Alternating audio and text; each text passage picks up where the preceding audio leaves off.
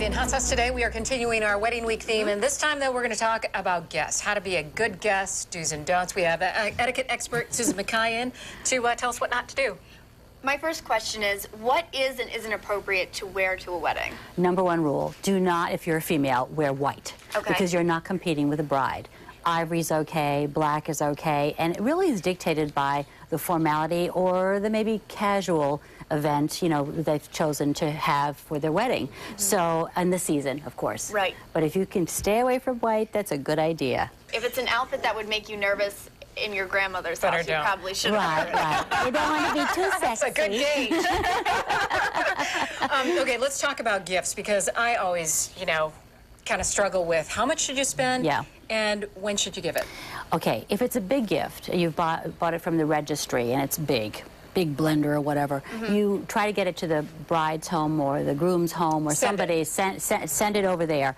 If it's a money gift, then you give it that day at the wedding. But you don't want to be coming in with a big old gift and then they have to take it home. So make it convenient for them. The last thing I think you would want to do on your wedding night is like carry out the big mixer you got. How much should you spend? Okay, this is so tough for most people, but I'm going to try to give you a figure here.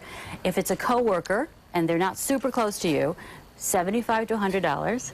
If it's a friend, $100 to $150. And if it's a close family member or a family member, you're talking about $125 to $175 and above. Okay, does that help you a little bit? Yeah. I think that does. And always the registry is going to help you because, and I would go early on the registry because, you know, all the good stuff is gone if you wait too long.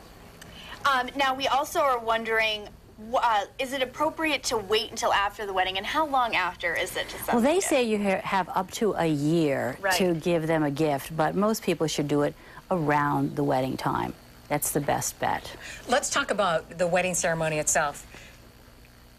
Should you get there well before? What about the reception? Give us a time frame on how to behave. All right, and I've been guilty of doing the wrong thing occasionally, but now I know better. You want to make it to both the ceremony and the reception, and at the ceremony probably half an hour in advance or 20 minutes. You don't want to be late, and you don't want to not go to the ceremony because that's a really special time for the bride and groom.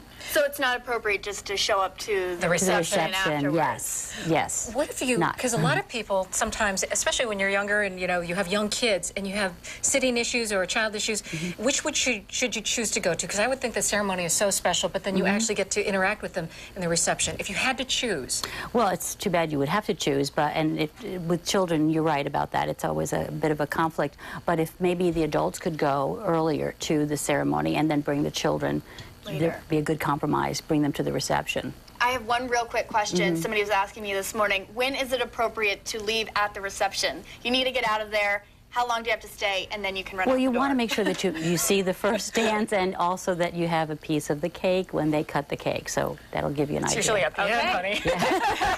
Sorry.